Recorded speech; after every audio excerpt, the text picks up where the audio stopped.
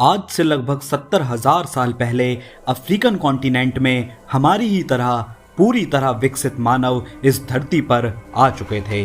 जैसे आज हम अपनी ह्यूमन रेस को होमोसेपियंस के नाम से जानते हैं, ठीक वैसे ही हमारी मानव जाति का पूरी तरह से विकसित रूप होमोसेपियंस आज से करीब 70,000 साल पहले अफ्रीका में विकसित हुआ था।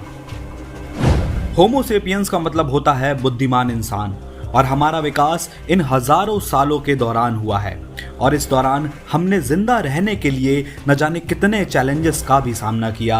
ठीक उनमें से ही एक है इस पृथ्वी की लगातार बदलने वाली जलवायु।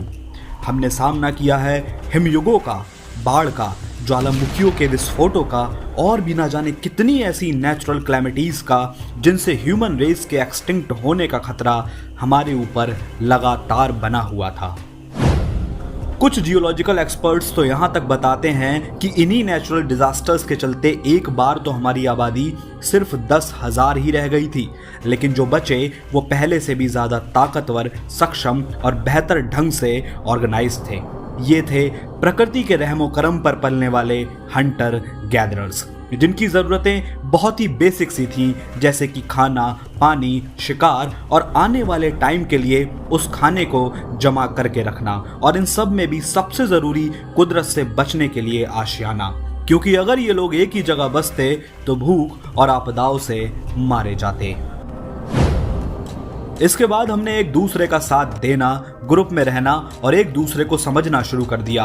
हजारों सालों के दौरान कई मानव जनजातियां जंगली जानवरों के माइग्रेशन कॉरिडोर्स पर चलते हुए पूरे अफ्रीका में फैल गई थीं, लेकिन ये सफर करने वाली जनजातियां समय के साथ खत्म हो गईं, सिवाय एक के।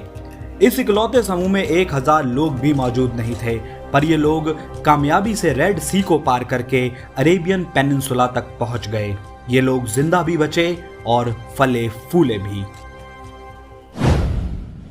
ठीक इसी दौरान हमने ये जाना कि मानव जाति को किस तरह आगे बढ़ाना है, और कई एक्सपर्ट्स का ये मानना है कि आज इस दुनिया में जितने भी इंसान हैं वो सब किसी न किसी तरह से सब सहारन अफ्रीका के इस समूह से जुड़े हैं। इन्हीं जीन्स का कुछ ना कुछ हिस्सा हम सब में मौजूद है, जो हम सबको आपस में जोड़ता है, चाहे वो ऑस्ट्रेलिया के एबोरिजिनल्स हों, स्कैंडिनेवियंस हों, नॉर्थ या साउथ अमेरिका के हों, यूरोप के हों, या फिर चीन या भारत के हों। इस दुनिया में सभी इंसान किसी न किसी तरीके से इसी ग्रुप से जुड़े हैं। हम सब हिस्सा हैं उस सफर में जिंदा बचने वालों के समूह का, जो अफ्रीका से शुरू हुआ था, और इस छोटे से समूह से हमारी तादाद बढ़ती गई। 70,000 साल पहले भी हम में वो खूबियां थीं जो जिंदा रहने के लिए जरूरी थी, जैसे कि भाषा, सहयोग, शिकार और अपनी हिफाजत के लिए हथियार, और हम बस आगे बढ़ते ही रहे। कदम दर कदम, पीढ़ी दर पीढ़ी हमारी संख्या बढ़ती ही गई और हम पूरी दुनिया में फैल गए।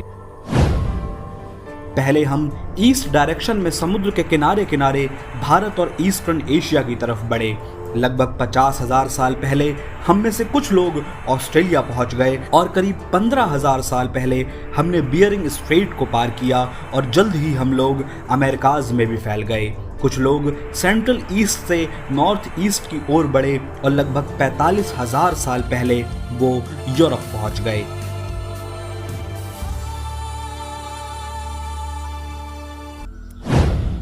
लेकिन जब हमारे पूर्वजों ने यूरोप में बसना शुरू किया तो उन्हें पता चला कि वो वहां अकेले नहीं थे। यूरोप में हम इंसानों का सामना हमसे एक बहुत ही करीब से जुड़ी प्रजाति से हुआ, और ये प्रजाति यूरोप में 1.5 लाख साल से भी ज्यादा समय से रह रही थी, और इस प्रजाति का नाम था निएंडरथल।